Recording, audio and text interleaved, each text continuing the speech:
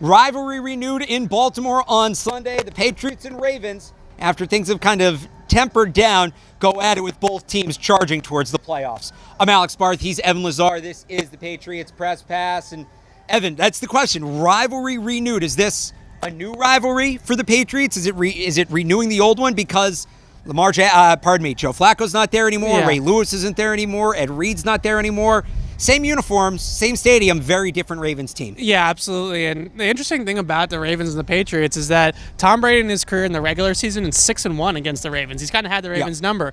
Then when you get to the playoffs and he's 2-2, that's when he has the two losses, 09 and obviously recently in 2013. So, or 2012 was it? 2012. Yes. So there's some, in the regular season, they've kind of had the Ravens number. In the playoffs, it's not so much.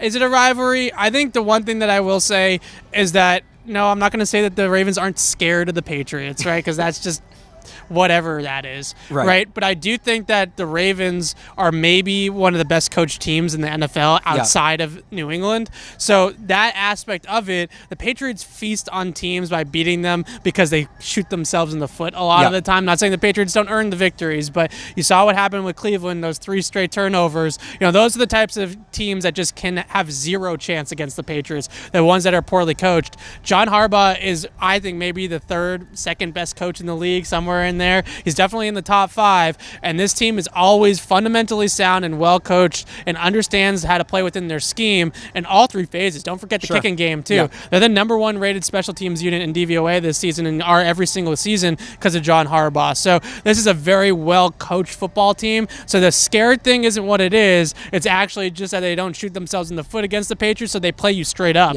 and they make the Patriots beat them. This edition of Patriots Press Pass is brought to you by betonline.ag. Visit their website, use the promo code CLNS50, free 50% welcome bonus.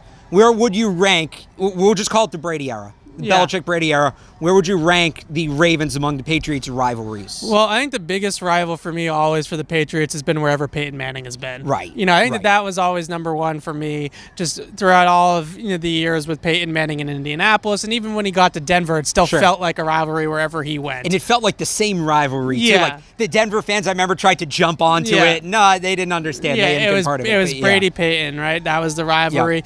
I think the Giants are more like an Achilles heel or like a thorn in the side than like a true rivalry, right? They're just the ones that so that 4th preseason game you're just totally discounting. Yeah, well, definitely. So I think the Ravens might be number 2, honestly, and just because of the things that I just said, they always seem to give you a game. Even though the Patriots have had success against them in the regular season with Brady, they always seem to keep it close. They always seem to make you fight for the victory. I mean, just in 2014, they were down 14 points twice in that game, and they had to come back twice. So the Ravens always seem to at least give you a true ball game, a straight-up game, and they don't just hand you victories. I think, and you hit it right, it's really the Brady-Manning rivalry, but the Colts have to be number 1 because of Deflategate. And I guess that did reinvigorate that. Although Baltimore is the team that tipped them off to Deflategate. That is true. No, so that's fair. Baltimore has a little bit of an angle with that, too. Between Deflategate, McDaniels taking the job and not, I think there's a lot of bad history with the Patriots and Colts.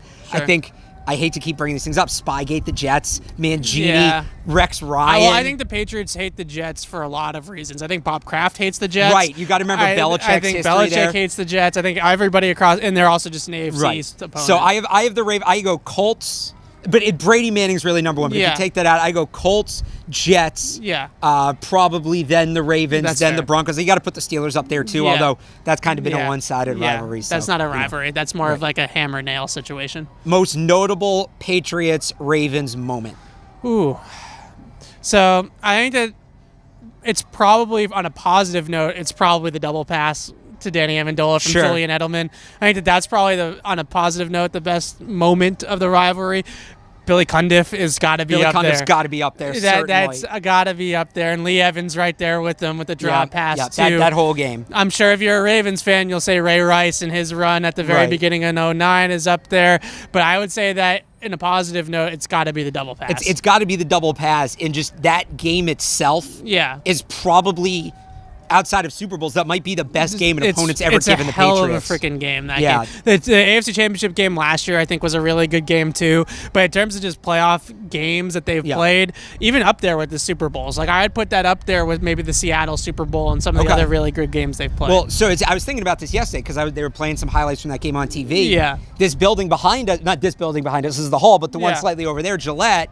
You talk about the great games played at Gillette Stadium. It's right that at the top. 2014 Ravens game. I mean, that's got to be, maybe you go back to some of those games against Peyton early on when it first opened, but this decade, that's the best game at this stadium. I mean, the 2 14-point leads are obviously the big kind of punchline for the Patriots against the Ravens. That was 28-3 before 28-3. Right, but also remember that every time the Patriots came back, the Ravens came back too, and it really took that the Brandon LaFell touchdown for it to finally put the Patriots over the top. It wasn't like the Patriots got the lead back and then just coasted. No, they had to make 2 defensive stops. Yeah, they had to really shut it out. Deron Harmon, I believe, had another game. That's right. That was when he was center fielder, and you ask longtime reporters, season ticket holders, Scott Zolak, the loudest this building has ever been, came at the 2-minute warning. Right after 2-minute warning, Ravens call the timeout on 3rd down 4.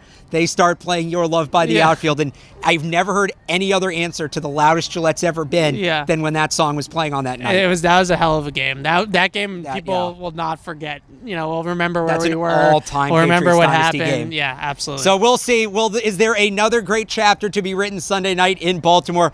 Let us know what you think down in the comments. This edition of Patriots Press Pass has been brought to you by betonline.ag. Visit their website. Use the promo code CLNS50 for a 50% welcome bonus. With Evan Lazar, I'm Alex Barth from Gillette Stadium.